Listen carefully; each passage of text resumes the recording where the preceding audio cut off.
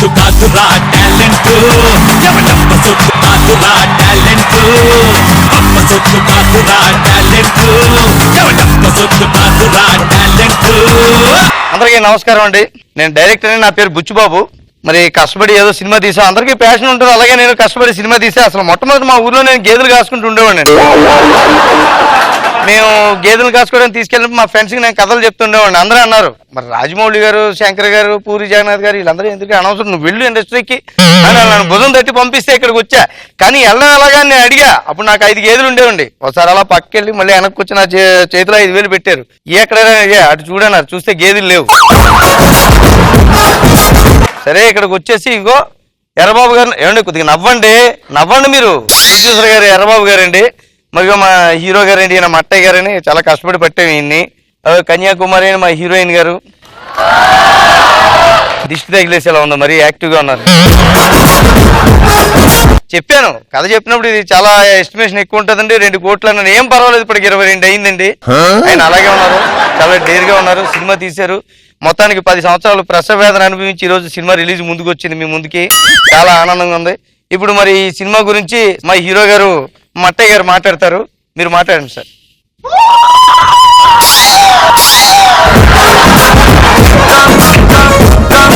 ఏం జరిగిందండి? ఫ్యాన్స్ అండి, అంటే వాళ్ళకి లాజిక్లు ఉండవు, ఎమోషన్సే ఉంటాయి.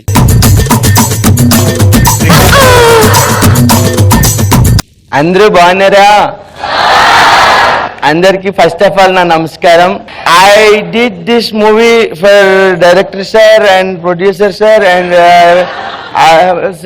I need water. ఏంటో మరి చంపేస్తున్నావు నువ్వు. ఆగండి.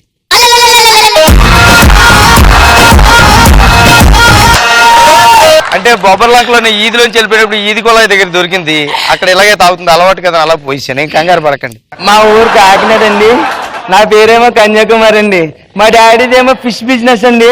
ఇలా వలేస్తే ఇన్ని చేపలు పడియండి. అక్కడ చూసారంటండి, నువ్వే కావాలన్నారండి, అప్పుడు ఎక్కించారండి, ఇప్పుడు దింపారండి, సినిమా అయిపోయిందండి. మా ప్రొడ్యూసర్ గారికి మంచి డబ్బులు తెచ్చి పెట్టాలని మనస్ఫూర్తిగా దేవుని కోరుకుంటున్నానండి. Thank you so much. చాలా సంతోషం అమ్మా. మరి అడవుల్లో పడి మీకు చెప్పడం మర్చిపోయాం, మా సినిమా పేరు ఎవరైనా సరే కథ అనుకున్నప్పుడు పేరు పెడతారు, కానీ మేము ముందు పెట్టలేదు. సినిమా అంతా అయిపోయాక పెట్టాం. సినిమా పేరు ఏం మిగిలింది. సరే ఇప్పుడు ప్రొడ్యూసర్ ఎర్రబాబు గారు మాట్లాడతారండి.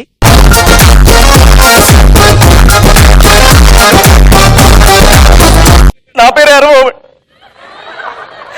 మా ఊరు అమలాపురం అండి. సినిమా స్టార్ట్ అవుతుంది, 2 కోట్ల బడ్జెట్ అని చెప్పాడండి. 22 కోట్లు అయిందండి.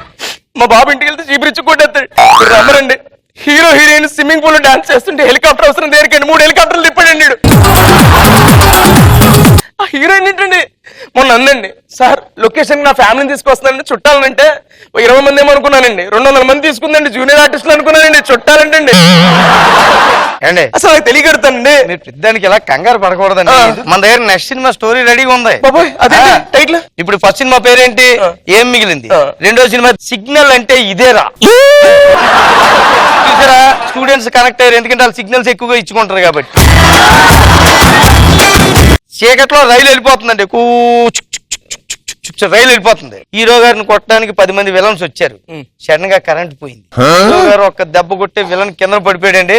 ఈ మ్యాటర్ వెంటనే పోలీసులకు ఫోన్ చేయాలని చెప్పి ఫోన్ తీసాడండి. సిగ్నల్స్ అందట్లేదు, ఇటు కొట్టాడు అటు కొట్టాడు. ఈలోగా ఛార్జింగ్ కొట్టుకున్నాడు, అంటే సిగ్నల్ అందుతుందేమో అని చూసేది. ఈలోగా ఛార్జింగ్ అయిపోయింది. ఎలాగరా భగవంతుడు జేబులోంచి ఫోన్ తీసి నడిచి ట్రైన్ లోంచి బైక్ ఎట్టాడు. ఆకాశంలో పెద్ద మెరుపు వచ్చిందండి. మెరుపు దొడేమని ఫోన్ లో దూరేసింది. ఛార్జింగ్ అయిపోయింది సెల్ ఫోన్, సిగ్నల్స్ వచ్చేసేయండి. అది సిగ్నల్ అంటే ఇదేరా. ఇంకా మాట్లాడతారా మీరు? అసలు ఇలాంటి వాళ్ళు సినిమా అయితే ఎలా అండి? ఇల్లు కట్టడం పెళ్లి చేయడం కాదండి, సినిమా తీయడం చాలా కష్టం అండి, అది తెలుసుకోండి. థ్యాంక్స్ అండి.